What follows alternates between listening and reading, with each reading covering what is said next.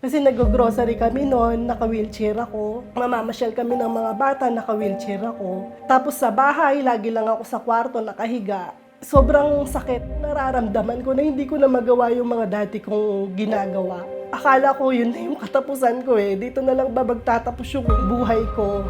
Totally, almost bedridden na talaga ako. Sobrang hopeless na ng case ko noon.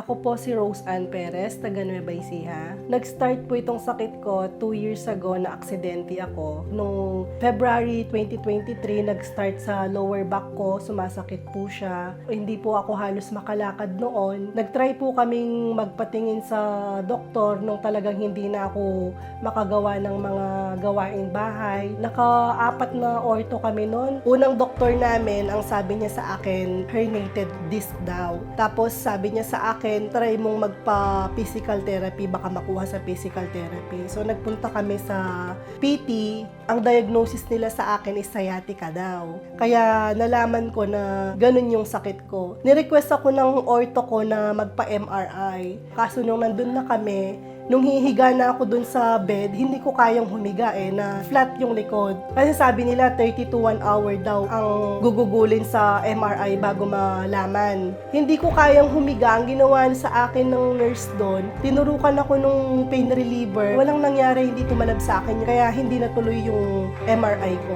Binigyan ako ng mga gamot, 4 na klase ng gamot iniinom ko sa isang araw. Yung sa gamot ko everyday is almost 600 pesos yun. So, 1 month, tinry namin yung ganun. Pero wala pa rin nangyari. Tapos, meron kaming nabalitaan, Santa Maria, Pangasinan. Sabi, meron daw dun magaling na chiro.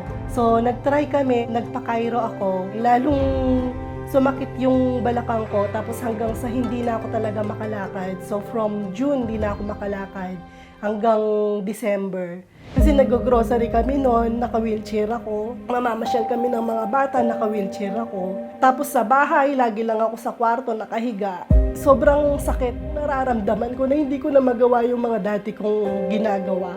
Akala ko yun na yung katapusan ko eh. Dito na lang ba magtatapos yung buhay ko? Hindi na talaga ako makakalakad. Yung mga ganung mga katanungan. Alam mo yung feeling ko, wala na akong pakinabang sa bahay. Hindi ko na naalagaan yung mga anak ko.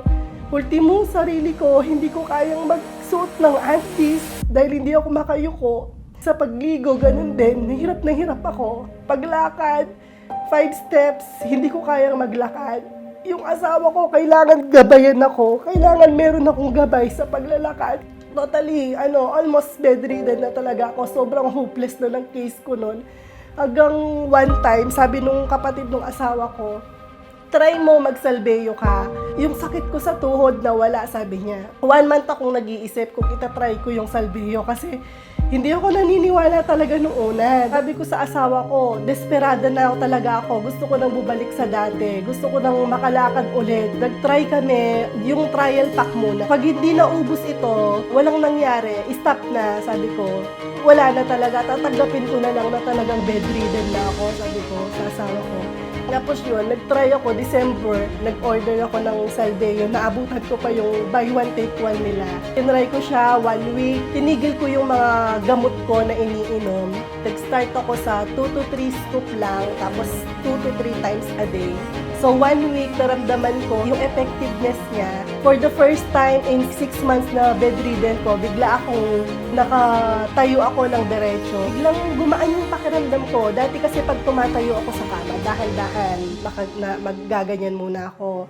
Tapos saka pa lang ako makakatayo, kailangan may alay. After 1 week ng pagtatry ko ng salveyo, biglang himala, nakalakad ako. Tinry ko siya ng 2 weeks. First time sa 6 months na nakapaglaba ako, kaya tuwang-tuwa ako. After noon, 1 month, itong January, first time namin na makapag-grocery na hindi na ako naka-wheelchair. Ang dami na namin pinuntahan, ang dami namin ginastos. Imagine, sa therapy ko, gumagastos kami ng 3,000 per session, 2 to 3 times a month yun. Dumating pa sa point na naubos na yung savings namin eh. Talagang wala, kahit yung kita sa tindahan namin. Talagang nauubos na. Sabi ko sa asawa ko, lahat na lang ng ano natin sa pagpapagamot ko na napupunta. Kung noon ko pa sinubukan magsalbeyo, siguro hindi na talaga kami aabot ng ganong kalaking gastos. Siguro yung mga savings namin hanggang ngayon meron pa siguro. Salbeyo lang pala talaga ang makakapagpagaling sa akin. Kaya tuwang-tuwa ako ngayon. Kaya ko nang umupo ng diretso, kaya ko nang humiga ng iba't ibang posisyon, nakakatulog ako ng mahimbing, nakakapasyal na kami nang hindi ako naka-wheelchair. Kaya tuwang-tuwa ako na napagaling ako ng salbeyo. Isa ako sa mga living proof na yung salbeyo barley grass ay totoong effective siya. Ako po si Rose Ann Perez at itong aking kwentong salbeyo.